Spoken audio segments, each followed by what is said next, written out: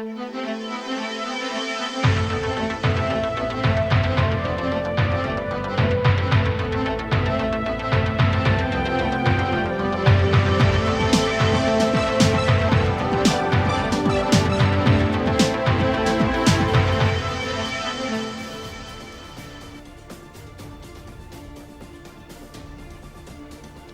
the news, President Buhari joins Nigeria's past leaders at the Eagle Square to mark Democracy Day. Southwest states mourn over church attack victims for 3 days.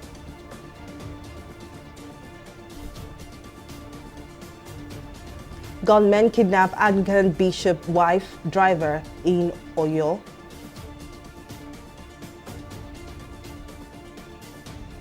Well, many thanks for joining us to News Now. I am Folashade Ogurinde. In honor of the nation's return to civil rule and to remember Nigeria's heroes of democracy, Presidents Muhammadu Buhari and other past leaders graced this year's Democracy Day parade at the Eagle Square in Abuja. President Buhari's arrival was heralded by a general salute, signaling the official kickoff of the exercise in the nation's capital. The president, who was a special guest of honor, inspected the guards and was followed by military and police march past in slow and quick time. The Nigerian Army Female Corps also performed a combat display, followed by traditional dance performance from various ethnic groups. Prior to the president's arrival, the guards had fallen into formation with several general salutes taken to welcome squad leaders and the commander of the Guards Brigade. Speaking at the event, the Secretary to the Government of the Federation, Boss Mustafa, reiterated government's resolve towards ensuring a conducive environment that would attract foreign direct investment and foster economic growth. The government cannot provide for everybody. We've come to a point where we must resolve that the way to go is to provide the enabling environment so that the people of Nigeria can just work as hard as they have always worked. Nobody would ever refer to Nigerians as lazy people.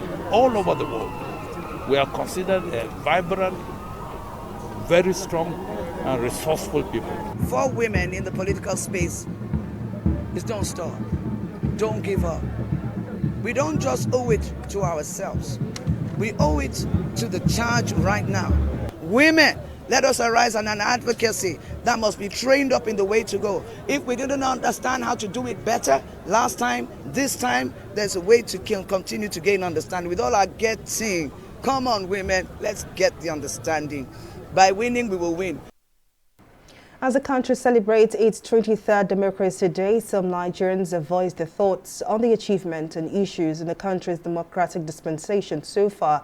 They have also highlighted key strategies to strengthen Nigeria's democracy. In this report, our correspondent Abisola Adebayo takes a look at Nigeria's democracy and the quest for good governance. For 29 years, the historic June 12, 1993 presidential election, won by the late Chief Moshood Kashimawo Abiola, has been a big talking point in reference to Nigeria's democratic journey. The June 12 election is widely regarded as the freest and fairest election in Nigeria's history, breaking barriers of ethnicity, religion, or language. No wonder in 2018, President Muhammadu Buhari declared June 12 as Democracy Day, a holiday which has previously been observed on May 29 since 1999, when democracy returned to Nigeria. Over 2 decades down the line, how well has Nigeria fared in ensuring democracy? Even though we are 23 years into this Fourth Republic, we cannot say to have attained democratic culture.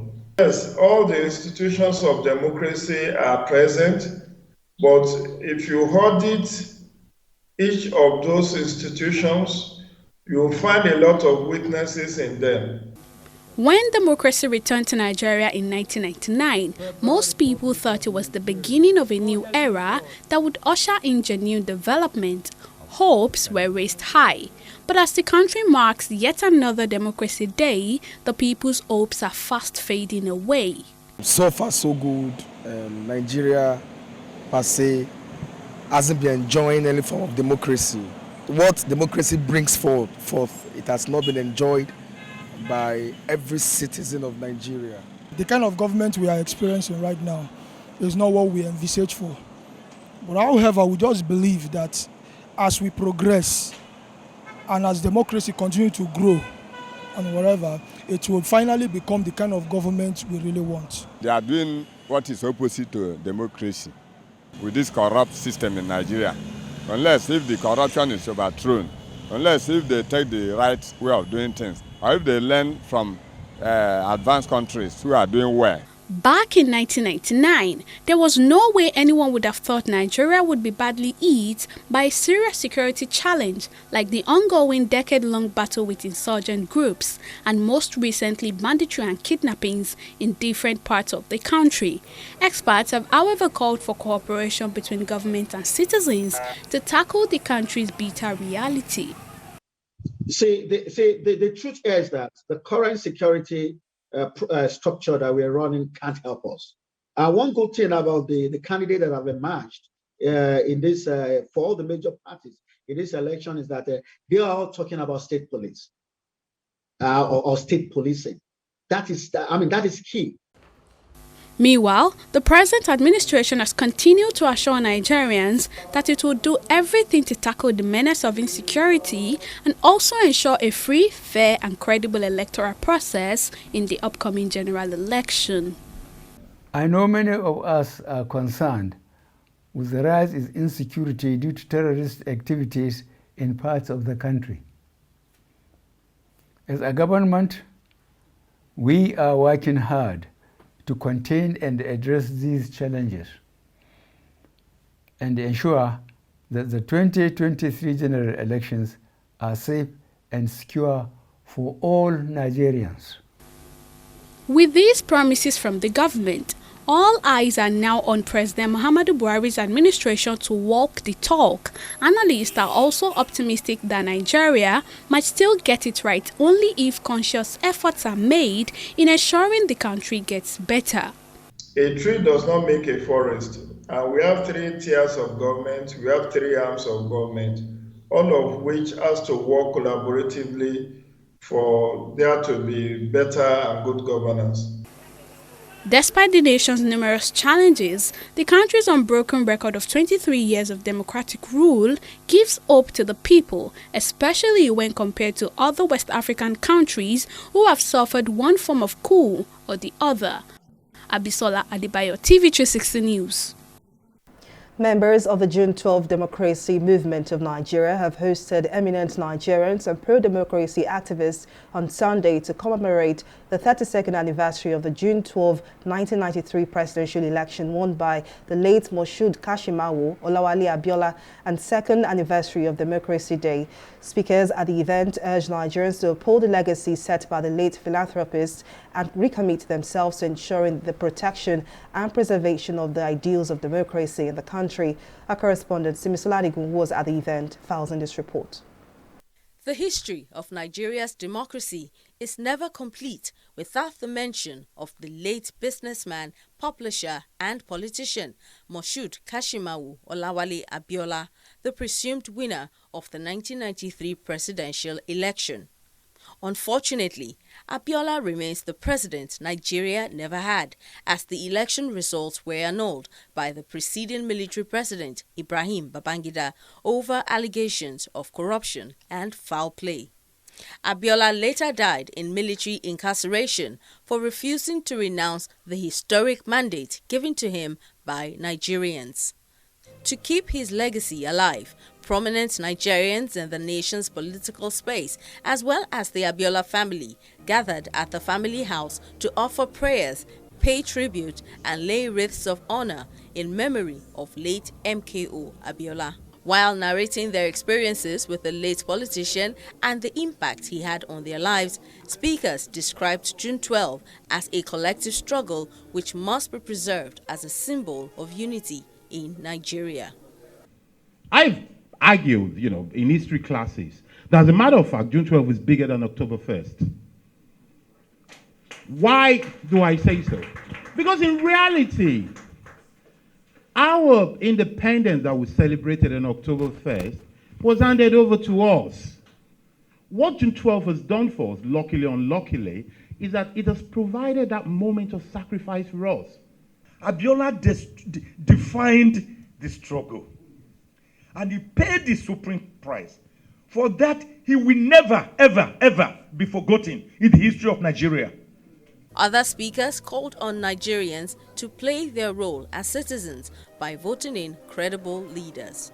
We have a collective duty to rebuild democracy, almost in the way that Chief MK Abiola's candidacy made us forget all those funny things we like to pretend that we care about.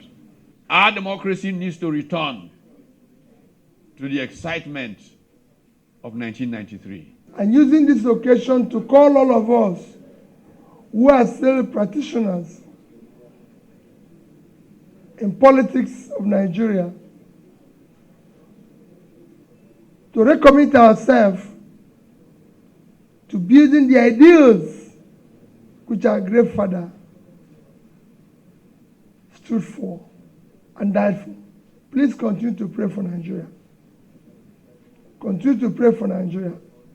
And let your prayer point be, may God touch the hearts of all of us, including myself, who are politicians, to use public money for public good. Daughter of late MKO Abiola, while thanking Nigerians for acknowledging the sacrifice of her father in the fight for democracy, urged Nigerians to shun all divisive tendencies that could hinder the growth of the country.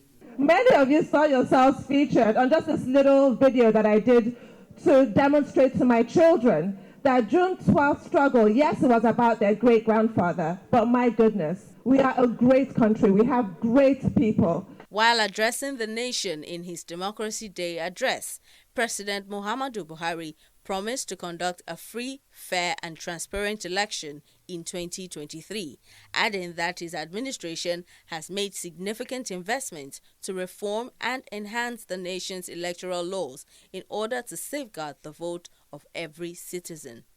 Simisola Jigun, TV360, Lagos. To talk more on Nigeria's democracy and the quest for better governance, political affairs analyst Adewale Ajadi joins me now. Thank you very much for joining us. Now, it's no news that Nigeria scores low in some critical area in governance, especially in the area of dividends of democracy. But would you agree that 23 years of unbroken democratic rule is an achievement on its own for Nigerians? Good evening. I certainly agree with you that we are making progress. But I don't even think how it's set up is quite right. I don't think there's any country in the world that has a zero defects excellence on democracy. The United States, which had so-called democracy for many years, did not have full democracy till 1963, when Black people were allowed to vote. And even now, there's a struggle to ensure all Black people and all other minorities have full votes. Every country, democracy is a battle. Every country has a battle to continuously ensure that their democratic effort is improved and perfected. This thing we call the dividends of democracy is what? Is it not our work to do? Is it not our country to build? How does somebody get dividends for something you don't invest in? We have to invest in Nigeria. All of us. There is no entitlement to have dividends without investment. So in terms of the 2023 presidential election, everyone is hopeful that would have a smooth transition. But looking at what is on ground now, are you optimistic that would have a smooth transition? I have no doubt about that. I think that the challenge we have is not electoral transition. The challenge we have is participation. It is our citizens participating fully and completely in the democratic process and recognize that this is work that we have to do to improve and continuously improve our democracy. There is no way that in this current Nigeria that anybody thinks that they have an entitlement to prevent any transition of power. That's well established now. And we have done that excellently well, moving from a party that had been in power for 16 years to a party that came from an opposition party to the party in power. There is no symptom that suggests that we will not have a peaceful transition of elections. That's not our challenge. And when we also add insecurity to it, insecurity is everywhere. We have school shootings in America nearly every week, mass shootings every day. This is a country that is far richer than us by all scale. Every country has its own challenge. We need to celebrate Nigeria, continuously work on making it a better place for us to work, but not say that because there's a problem, we have failed. No, we are improving daily. Well, indeed, political affairs analyst Adewale Ajadi, many thanks as always for your contribution. Gunmen have abducted the Anglican Bishop of Jeba Diocese in Kwara State, Reverend Oluwasegun Adirogba, alongside his wife and driver.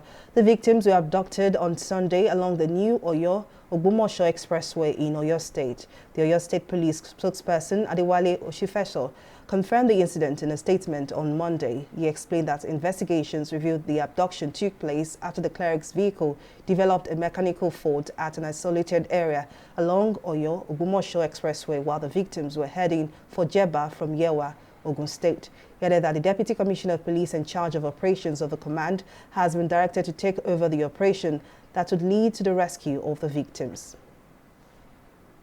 The 6 states in Nigeria's southwest region on Monday have commenced 3 days of mourning in honor of the victims of the church attack in Owo.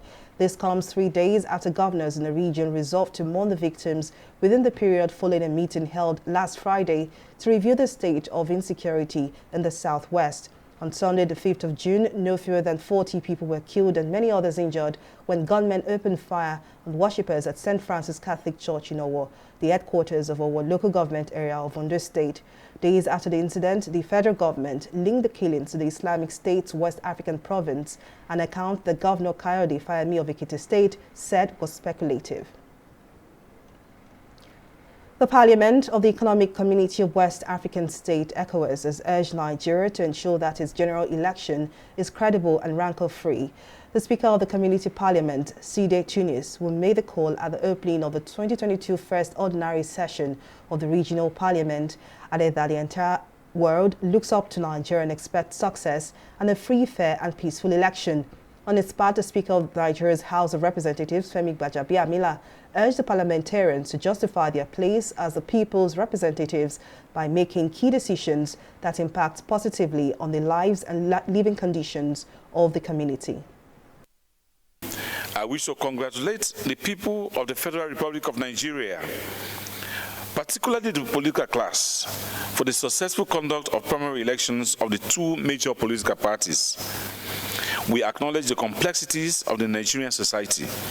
Hence, we admire the maturity and tolerance exhibited so far. As we inched closer to full-scale political activities, let me seize this opportunity to advise all actors on the need for additional tolerance in this anxious period of full-scale political activities. Our region is still confronted with terrorism and its spillover effect onto our coastal states.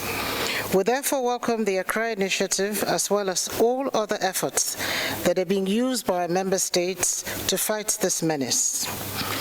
On this note, we wish to extend our most sincere condolences to the President and the good people of the Federal Republic of Nigeria, especially the Executive Governor of Ondo State, for the recent killing in cold blood of worshippers at St. Francis Catholic Church in Owo, Ondo State. You might think we're pushing the envelope in terms of parliamentary role. But sometimes you need to push the envelope and draw the line. Once you recognize your role as the representative of the people, you don't straitjacket yourself into just making laws. Sometimes you go beyond that. Even in the advanced democracies, America has done it severally, where their legislators got involved in some of these things and achieved results. So we need to start thinking outside the box, because ours is a peculiar continent. And we need to start thinking outside the box to understand fully, again, like I said, the role of Parliament in a democracy, whether fledgling or whether advanced. The Ààrẹ Ọ̀nà Kakanfò of Yorubaland, Gani Adams, has applauded the government for calling June 12 as Democracy Day Speaking at the annual commemoration of June 12 Democracy Day in Lagos, the Yoruba leader urged Nigerians to guard against any force that may truncate the achievement of June 12. He also called for a return to regional government, which helps the country to develop along its comparative resources at the regions in the 1960s.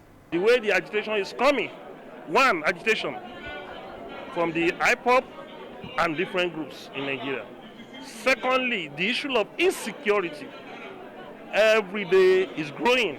The temple of insecurity is growing. The third aspect is economy.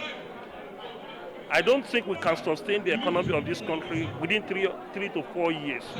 And what led to this mismanagement of this economy is about nonchalant attitude of our politicians and without taking care of the issue of corruption within our system. One of the lessons is that there is no substitute for democracy. It was a military tyranny that annulled the June 12 election and put us in crisis, okay? But the people fought back and regained June 12, the June 12 mandate from the military oligarchs. So one lesson is constant watchfulness, constant vigilance. A country can easily slide into dictatorship, into tyranny. But if the people are alert, alive, and they are on their toes, they can keep the leaders on their toes as well. We'll take a break here, but still to come, Bitcoin price drops below $25,000, lowest since December 2020. Details of the story and more right after this break.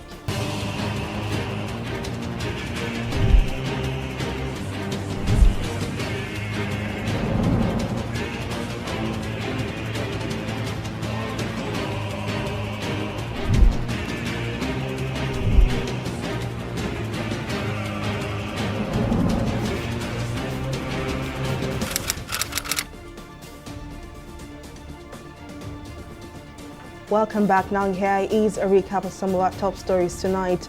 In honor of the nation's return to civil rule and to remember Nigeria's heroes of democracy, President Muhammadu Buhari and other past leaders graced this year's Democracy Day parade at the Eagle Square in Abuja. President Buhari's arrival was heralded by a general salute, signaling the official kickoff of the exercise in the nation's capital. The president, who was a special guest of honor, inspected the guards and was followed by military and police march past in slow and quick time. We also told you that gunmen have abducted the Anglican Bishop of Jeba Diocese in Kwara State, Reverend Oluwaseun Aderogba, alongside his wife and driver. The victims were abducted on Sunday along the new Oyo-Ogbomoso Expressway in Oyo State. The Oyo State Police spokesperson Adewale Oshifeso, who confirmed the incident in a statement on Monday, explained that investigations revealed that the abduction took place after the cleric's vehicle developed a mechanical fault at an isolated area along Oyo-Ogbomoso Expressway. But in case you missed any of our news bulletin or for more updates, do log on to our website on www.tv360nigeria.com. You can also follow us on our social media platforms on Twitter, Instagram, YouTube and Google Plus at TV360 Nigeria. On Facebook, we are TV360 Online.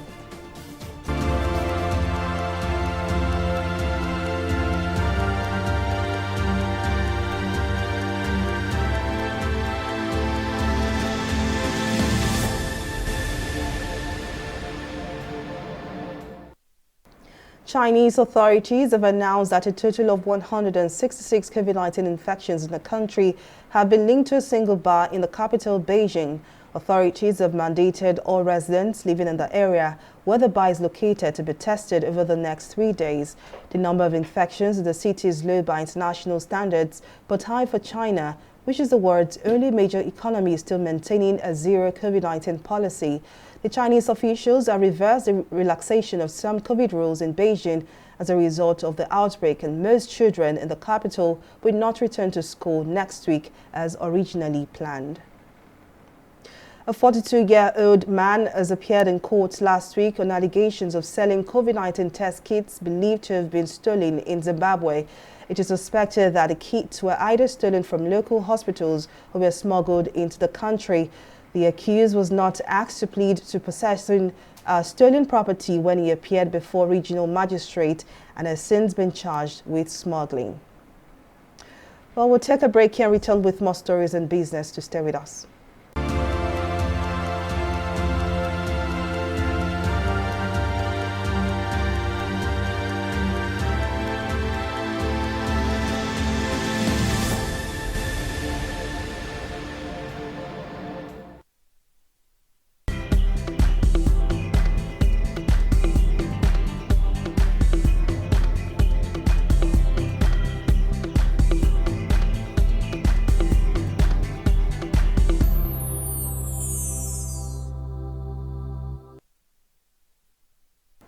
Welcome back. Abisola Adebayo joins us for more story in business. Over to you, Bisola. Thank you very much, Folashade. Welcome to Business News. Bitcoin, the world's largest cryptocurrency by market cap, has dropped 12% to $24,138 amid weakness in the macroeconomic environment and systemic risk from within the crypto market. The development also affected the cryptocurrency as the market cap dropped from $1.27 trillion to $975 billion in 1 month. According to price chart, Bitcoin had strong support at the $29,000 mark, but the fall below that level now means that the cryptocurrency could drop to its 2017 high of nearly $20,000. The Lagos Chamber of Commerce and Industry has announced that the 36th Lagos International Trade Fair is positioned to promote economic integration, boost intra-African trade, and Nigeria's foreign direct investment. The LCCI Chairman, Trade Promotion Board Leye Kukpolui disclosed this at a press conference in Lagos. According to Kukpolui, the LITF is scheduled to hold from November 4th to 13th at Tafawa Balewa Square in Lagos. He further explained that the fair was crucial to promoting intra-African trade in the face of the implementation of the African Continental Free Trade Area Agreement. The Lagos Trade Fair has always been a platform for many African countries to interact, both, if you like, unorganized. They come differently. My neighbors, Cameroon, Ghana, Republic of Benin, and what we have done as trade fair, as Lagos International Trade Fair organizer, is to organize all these African countries on different levels, promote them, interaction in a single location. And for the past 2 years and the one we have done, we involve the finance house within Africa, which is Afrexim. We involve Nigeria Nexim, and that is where we involve the UK and many of those other organizations that have their stuff in different countries in Africa. We see that this year there will be lots of African countries at the Lagos International Trade Fair. So to the question about the new things, you're going to see a new improved Africa Hall, because the different African countries are going to come together to showcase their goods and services, and we can promote actual trade and commerce across Africa. We all know that we have challenges when it comes to security in Nigeria today. So the architecture is going to be improved so that the fair is very safe and you can enjoy the fair. That's all on business news. Back to Folashade for the rest of the news. Well, many thanks, Bisola. And on the foreign scene, Russian forces say they have struck a site in western Ukraine storing large amounts of weapons supplied by the United States and European countries as the battle intensified for the key eastern city of Severodonetsk. The strike on the town of Chokhtkiv, a rare attack by Russia in the relatively calm west of Ukraine, left 22 people injured, the regional governor said. Meanwhile, the situation in Severodonetsk was extremely difficult after the Russian army destroyed a second bridge into the city and was heavily bombarded, the last one. And now to the sporting scene. Nigeria brushed off their match day 2 opponent Sao Tome and Principe in the African Cup of Nations AFCON qualifiers to sit in a commanding position in Group A. Napoli striker Victor Osimhen scored 4 goals as the Super Eagles spanked Sao Tome and Principe 10-0 on Monday. Ademola Lookman and Terem Murphy got their first Super Eagles goal as it was simply a stroll in the park for Jose Pesero's men. Osimhen now leads the African qualifiers goal-scoring chart with 5 goals with just 2 games in. The next match day is in September against Guinea-Bissau. And that's the size of our news bulletin. Many thanks for watching. I am Folashade Ogorinde. Bye for now.